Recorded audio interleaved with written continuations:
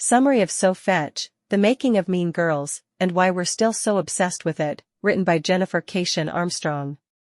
Chapter 1. The provided passage delves into the intricate journey of Rosalind Wiseman, her influential book Queen Bees and Wannabes, and the subsequent adaptation of its themes into the screenplay for the renowned film Mean Girls by Tina Fey.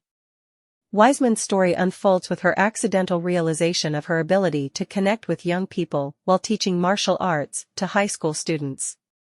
Her unconventional approach, marked by initiating candid conversations with teenagers, led her to address crucial issues such as sexual harassment and relational aggression. Wiseman's understanding of the political and social landscape of teen interactions, influenced by her study of political theory, eventually led her to pen Queen Bees and Wannabes. The book, released in 2002, became an instant sensation, offering insights into girls' social structures, gossip, friendship, and the concept of relational aggression. It provided a fresh perspective on behaviors dismissed as part of growing up. The passage highlights how the book tapped into the societal zeitgeist, aligning with collective parental concerns about adolescent pressures. Wiseman's work gained attention even before its release, with a New York Times Magazine profile generating widespread interest. The success of Queen Bees and Wannabes is attributed to Wiseman's ability to offer both a critical examination of teen behaviors and practical solutions for parents and educators. The book's popularity is emphasized by its New York Times bestseller status and the author's active engagement with readers through workshops and speaking events. Wiseman's approach not only provided advice for distressed parents, but also prompted introspection, with some readers reaching out to old classmates to apologize for past behaviors. The passage then transitions to Tina Fey, the star and head writer of Saturday Night Live, who discovered Wiseman's work through a New York Times Magazine article. Fey, inspired by Wiseman's insights into teen social dynamics, expressed her desire to write her first screenplay. The article detailed Wiseman's apologies day in a junior high class and touched on the book's themes of relational aggression among teenage girls. Fey's pitch to turn Wiseman's book into a film was met with enthusiasm from Lorne Michaels, the producer of Saturday Night Live, and Sherry Lansing, the CEO of Paramount Pictures. The passage provides a glimpse into Fey's creative process, as she sought to capture the drama and comedy inherent in Wiseman's observations. Fey envisioned creating a more hopeful version of Heathers, a dark teen comedy from 1988. Fey's commitment to honoring the intention of Wiseman's book is evident in her promise to Wiseman during their initial conversation. The passage highlights Fey's understanding of the challenges of adapting a non-narrative non-fiction book into a screenplay and her willingness to bring out both the humor and the heart of the story. The narrative then delves into the process of writing the screenplay for Mean Girls. Fey faced the challenge of creating a narrative structure for a teen movie, and she drew on her own experiences and interactions with teenagers to inform the script. The character of Katie Heron, a homeschooled girl navigating high school dynamics, emerged as the central figure.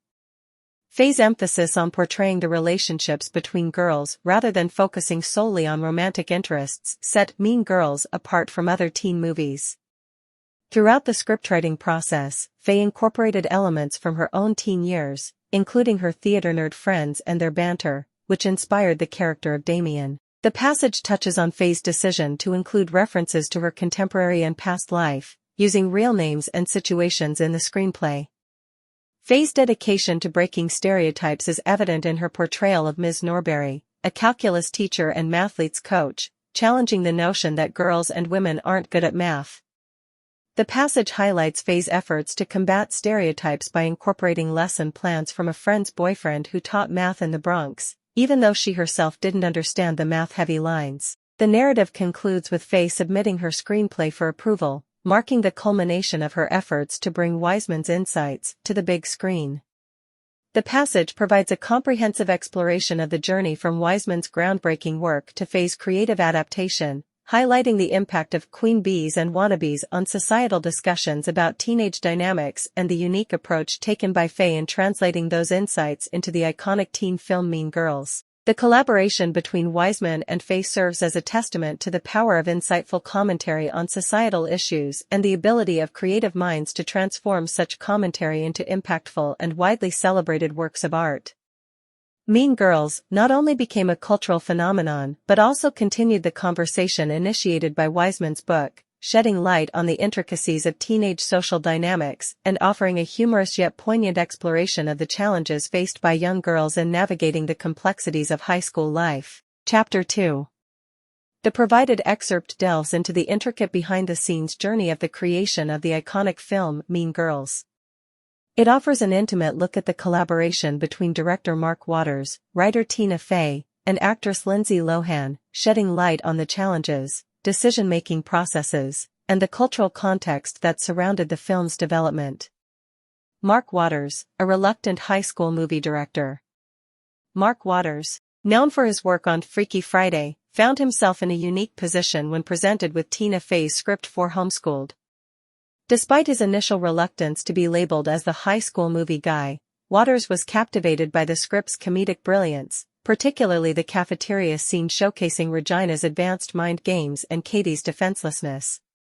This scene, where Regina slyly manipulates Katie into admitting she thinks she's pretty, not only demonstrated the sharp humor of the script, but also sparked Waters' visual imagination as a director. He could vividly see how he would shoot the scene, a testament to the script's cinematic potential. Paramount CEO Sherry Lansing, recognizing Waters' talent and positive reputation following the success of Freaky Friday, was adamant about securing him for the project. Paramount, facing a drop in box office share and a reputation for being risk-averse, needed a boost. Lansing believed that Homeschooled, later renamed Mean Girls, had the potential to connect with young women through its sharp humor and relatable portrayal of high school dynamics. Waters, a relatively young and amiable director, had built a reputation for being not only skilled in his craft, but also a pleasure to work with. His belief in the possibility of being both a good director and a good person in Hollywood set him apart in an industry often characterized by cutthroat competition. Waters, despite receiving a plethora of scripts after the success of Freaky Friday, was selective about his projects, aiming to create something that could stand the test of time. Lindsay Lohan, the rising star. At the heart of the casting process was Lindsay Lohan, a promising young actress who had already made a mark in the industry. Born in 1986 in the Bronx and raised on Long Island, Lohan had embarked on a career in modeling and acting from a very young age. Her breakthrough came with Disney's 1998 remake of The Parent Trap, where she played twins separated at birth. Freaky Friday, released a few months before the events described in the excerpt, solidified Lohan's status as a charismatic and talented teen star. Waters, having worked with Lohan on Freaky Friday and witnessing her strong, spirited performance, recognized her potential as the central figure in Homeschooled. Marcy Liroff, the casting director, played a crucial role in advocating for Lohan's involvement despite initial resistance from studio executives. Lohan's audition, captured on tape, eventually led to a successful screen test, securing her the lead role in the film. The excerpt humorously details a mishap involving Lohan's decision to get a spray tan, motivated by her discomfort with her freckles. The spray tan, applied excessively and in the era before advanced technology, left Lohan looking like a carrot. While this incident added a humorous touch to the pre-production phase, it did not deter Liroff and the team from recognizing Lohan's suitability for the role. Paramount's strategic position and Tina Fey's script, navigating challenges. Paramount, at the time, was facing challenges in the industry, marked by a drop in box office share and a reputation for being miserly and risk-averse. Sherry Lansing, determined to rejuvenate the studio's standing, believed that Homeschooled had the potential to resonate with young women through its sharp humor and authentic portrayal of their struggles. Tina Fey, the head writer of Saturday Night Live, emerged as the creative force behind the script. Her background in comedy and improv, coupled with her experiences growing up in suburban Pennsylvania, contributed to the authenticity and humor embedded in her writing. The original script, titled Homeschooled, was set in a high school and had a more raunchy and R-rated tone, reminiscent of Fast Times at Ridgemont High. Paramount, recognizing the commercial potential of a film targeted at teenage girls, requested a shift to a PG-13 rating. This decision reflected the strategic consideration of broadening the film's appeal to a wider audience while maintaining its humor and relatability. Faye, known for her adaptability, willingly made the necessary adjustments, toning down language and explicit content without sacrificing the wit and authenticity that defined her script. The collaboration between Waters, Faye, and the studio executives showcased a delicate balance between creative vision and commercial considerations. Faye's ability to transition from a more explicit script to a PG-13 version demonstrated her understanding of the target audience and the broader market dynamics. Collaboration and challenges: the making of Mean Girls. The collaborative efforts of Waters, Faye, and Lohan, along with the supporting cast and crew, set the stage for the production of Mean Girls. Waters, described as a relatively young and amiable director, believed in creating a positive and enjoyable working environment. His philosophy, which aligned with being a good person in an industry often characterized by cutthroat competition, attracted talented individuals like Lohan. The excerpt touches on the broader context within the film industry and Paramount's strategic considerations. Faye's script, originally titled Homeschooled, underwent significant adjustments to meet the studio's expectations for a PG-13 rating. The decision to change the title to Mean Girls proved to be a stroke of genius, instantly encapsulating the film's essence and contributing to its later status as a cultural phenomenon.